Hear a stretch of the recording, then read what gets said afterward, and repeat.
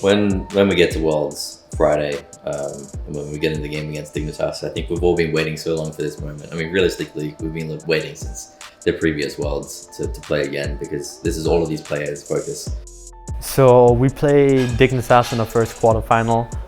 It's a best out of 3 games, so we gotta win 2-0, we gotta win 2-1 against them.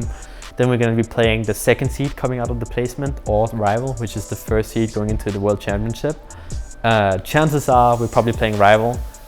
That's gonna be a best out of 5 semifinal against rival. If we win that, chances are we're gonna beat Splice or Renegade in the final, and hopefully at the end of the week we get to lift a hammer. I think it's the dream everyone has on this team, and it's where we want to be. I want to win for myself, I want to win for the Knights, even more so, and I want to win for these players as well. But I think everyone is first and foremost, if not motivated for their organization, they're motivated themselves, because they want that accolade of being the world champion in a game that they've been playing for so long, and in a tournament that they've been working towards for so long.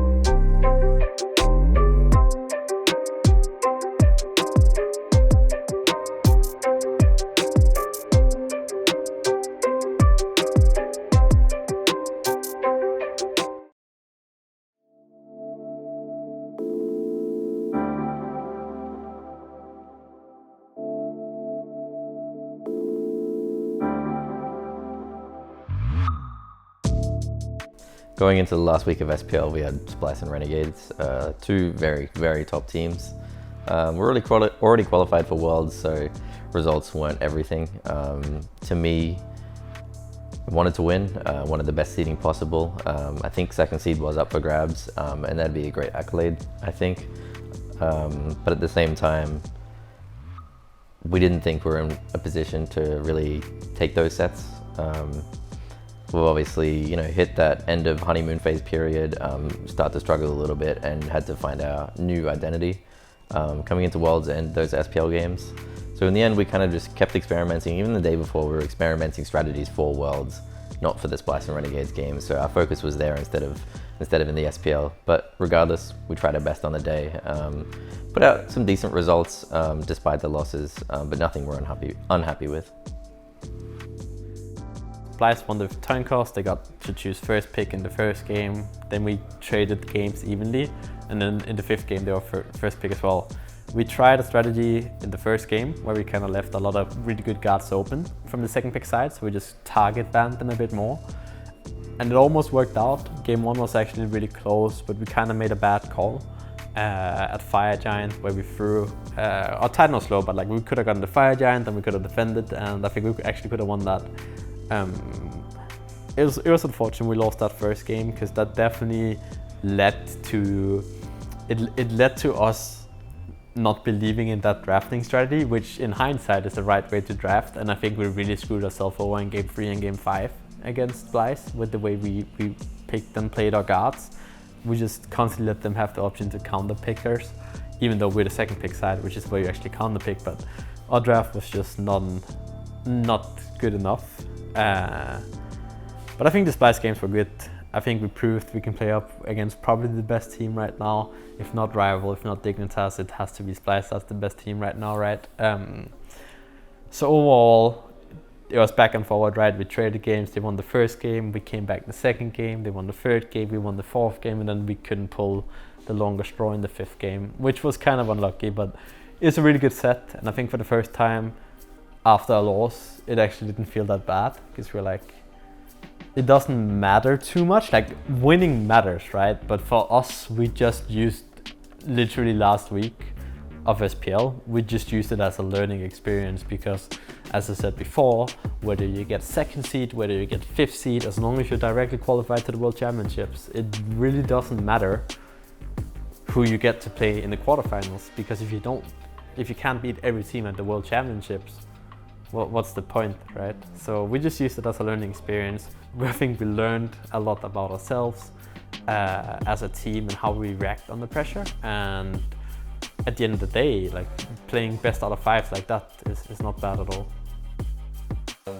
Renegades, they started up against us very similar in the way that Splice did. Went down game 1 and had that thought of it might just be a quick day and we might be out of here in just 2 hours. But again, went to game 5. I think my picks were all over the place. There's a lot of experimenting going on in the solo lane for me. I'm trying to find my place and find what's best for not only me but the team as well. See what I can do to benefit them. There were games, I guess, similar to the Kumba game the day before, the Raven game. I felt like it was a decent pick and it was going well in the early game. But then, they were ahead on the other side of the map, and when I started to rotate, it just didn't work. It ended up being on getting back to the Jorm again, winning on Jorm, and then trying out Chang'e. Chang'e seemed decent, but 1 win and 1 loss on it in the end, I think. So not perfect, but not the worst as well. I think the last game was really rough for Chang'e. I don't think I could protect my carries in the way that I needed to. I think Renegades drafted it was a 5-man airborne draft where if they wanted to do damage, they would all go into the air. So Thor ult, Rama ult, what was it? It was a Freya ult as well, Horus ult. They're all going in the air and just diving on Outwash at the time. And that maybe because we shouldn't have picked Outwash, so that was a mistake in that way. But again, my pick didn't fit what we should have been playing at that point. So I struggled because of it. But overall, that's again something I haven't learned from scrims and a valuable lesson to take out of the SPL. Most of the games we lost were probably mainly down to bad drafting. They still could have been won, but they were down to bad drafting. So we can go back now and look at it. We have 10 perfect examples of how to draft and how not to draft now. And I'm pretty happy with it overall. Well, I went to Worlds last year. I think everyone from our team actually went to Worlds last year as well. Will Vote obviously being with me. We were against Kenneth and Emilzy. It was first round of Worlds. Ro was with them, he was their coach at the time too. So basically the whole team right now, we played against each other in quarters as well. I went to Worlds last year as well with Energy. It was a very weird situation we ended up in. Yamin, our mid laner, he got a bit of a mental breakdown thing going on, so he couldn't attend the World Championship. So we went to a boot camp and Yamin was like, "Yo, I can't play," and they were like, "What do we do now? Now we have to get someone else to be our mid laner," and we played with this guy the whole season. So we got home in and he played really well, but we fell short to Rival in the quarterfinals, and that was rough because that just kind of came down to us not being well enough prepared because we had to do a roster change, and I think Yamin really was the backbone of that team. He was the pillar, that kind of held it all together, and it didn't work out. So we're gonna be playing Team Dignitas in the quarterfinals, the second quarterfinal on Friday. And I think Dignitas is definitely gonna be the favorite going into that, just because they finished off really strong. Obviously they don't have any roster changes, they're really seasoned players. But I think it's good for us to be in that underdog position where it's I don't think anyone expects us to win, but I think a lot of people expect us to do well. We expect to win, obviously. I don't think you can go into the tournament without expecting to win, but the pressure is on Dick. I feel like if we screw up, it's gonna suck as much for both teams, but I think the public perception in a sense is gonna be that it's probably Dignitas game to take, and we haven't beaten Dignitas all year, so it would be awesome to take a victory versus them there. I feel like both times we played against Dig, it was kind of the perfect timing where we didn't really figure our stuff out. I feel like both times we played Dig also they kind of figured their stuff out as well. Like they figured out the meta pretty fast, I feel like, in the first split. And we played against them when we didn't know all that much about the meta. You know, we just kind of did our own thing, whatever we felt worked, but we didn't actually understand it too much. And then after we lost to them, we started learning a lot more about the meta, about how we should be playing. And I feel like at that point we were arguably at our strongest. You know, when we beat Renegades, when we beat United, we beat Splice even back then. And then split 2, like the meta changes again, like pretty drastically actually. And we play against Dig in the same kind of way, where we just played what was played at MSI. So that was what, two months ago before we played Dig. So we didn't actually figure out the meta for that split. We just kind of played again what we felt was good. Whereas Dig, I feel, figured it out pretty fast again.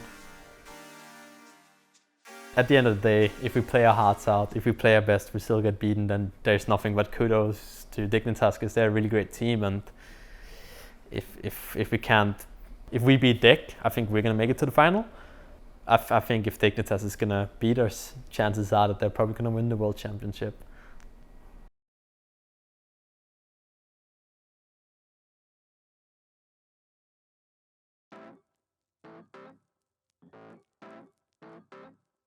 Apart from what it would mean for me to win, and the Knights to win, for Kenneth it'd be the only one in the world to win 3 times, which would be incredible. It's such an accolade for him, and I'm sure it would probably just motivate him to go for the 4 times. For Deathwalker and Vote getting 2nd place the last 2 years, I feel like it'd be a relief more than anything that it's not happening again. And you can't say they haven't earned it after the last 2 years, and including this one as well. I think they're due for that championship title. And then Emilzy, the most try-hard player I've ever seen. Man, I just want to win to see his reaction as well. I want to see what he does when he wins. I've seen him win a LAN before and he popped off completely, so I can't imagine what it would be if he won Worlds after all these years of trying. We, this year, are very, very lucky to have the Knights and all of these sponsors backing us. So to be able to walk off stage with that trophy and that accolade in our pockets, and the Knights having that World Championship roster it's hugely motivating. It got to the point where it's only been this year, out of all the years that I've played Smite and worked in Smite, that was the first time I wanted to win for an organization more than I wanted to win for myself. And I think that's just credit to Knights of how much good work they've done for us, and how much they deserve a championship. It would mean the world to me. I've been working so hard and I've been so close so many times. And I feel like we've had a really good shot, and a lot of unfortunate things have happened that's really gotten in the way. So my family's coming over as well, and just being able, like, they've supported me so much, and being able to kind of prove to them that I can be the best would mean a lot. And I also just think the best thing about winning would definitely be like finally giving it to my teammates, because there's no one I would rather win Worlds with than the guys I'm with right now, because like they truly mean a lot to me, you know. Well, I think if we were to win the World Championship, obviously it's just a big culmination of how great the Pittsburgh Knights have been to us. They've literally put us in the best position with our sponsors, whether that's us being on the stage, having the brightest smiles because of Smile Direct, or us having the best practice environment because we have the best peripherals from HyperX. Knights has just been so supportive. I don't think there's a team that has had it easier just settling in, and we have so many things that just accommodate us that makes our daily life a lot easier.